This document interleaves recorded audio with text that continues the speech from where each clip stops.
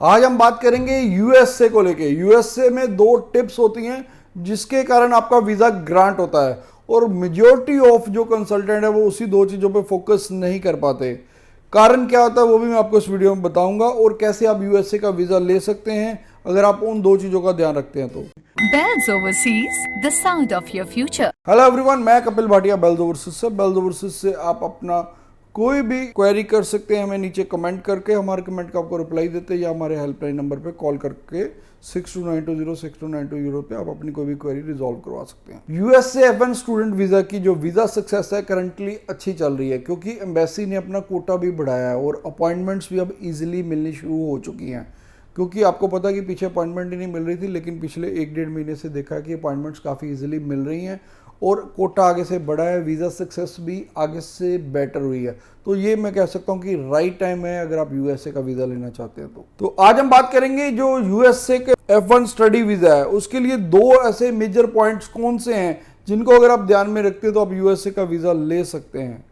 तो सबसे पहले है आपकी कोर्स सिलेक्शन, क्योंकि आप जो कोर्स करने जा रहे हो एक तो बिल्कुल जेनरिक नहीं होना चाहिए, दूसरा अगर आपकी वो स्टडीज से रेलेवेंट है तो आपके कहीं ना कहीं वीज़ा चांसेस बेटर होते हैं। तीसरा है अगर आप स्टेम वाले स्टूडेंट हो, साइंस टेक्नोलॉजी इंजीनियरिंग मैथमेटिक्स वाले, तो वो स्टूडेंट्स के चांसेस ज़्यादा ब्राइट होते हैं। या आप हेल्थ केयर वर्कर हैं उनके भी चांसेस ज़्यादा हैं, क्योंकि हेल्थ केयर वर्कर के भी वीज़ाज काफ़ी निकले। जो मैंने पीछे ऑब्जर्व किया, अभी भी हमारे रिसेंटली 2 स्टूडेंट्स के वीज़ाज आए हैं, तो उनका भी जो हमने कोर्स सिलेक्शन था वो बहुत ध्यान से किया था। दूसरा जो पॉइंट है वो है आपकी यूनिवर्सिटी की सिलेक्शन, क्योंकि अगर आप कोई भी प्राइवेट इंस्टीट्यूट लेके चले जाते हो तो वहाँ पर वीज़ा निकलना चांसेस बहुत कम होते हैं। और अगर आप अच्छी यूनिवर्सिटी, पब्लिक यूनिवर्सिटी में जाते हैं और आपका कोर्स सिलेक्शन अच्छा है तो वहाँ पर आपके कहीं ना कहीं वीज़ा चांसेस अच्छे होते हैं।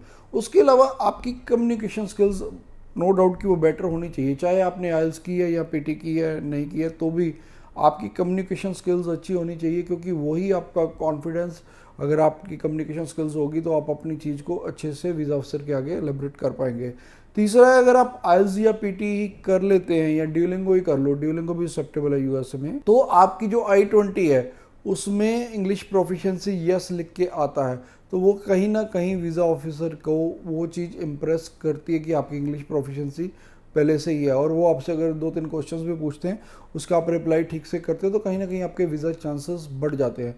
क्योंकि देखिए जब आपकी फ़ाइल लगती है तो कुछ माइंड तो पहले ही वैसे ही प्रिपेयर कर लेती है कि ये बच्चे का प्रोफाइल कैसे, क्योंकि वो पहले से स्क्रूटनाइज करके रखते हैं, और कुछ आपकी इंटरव्यू पे डिपेंड करता है। दोनों को क्लब करके वो आपको वीज़ा ग्रांट करते हैं।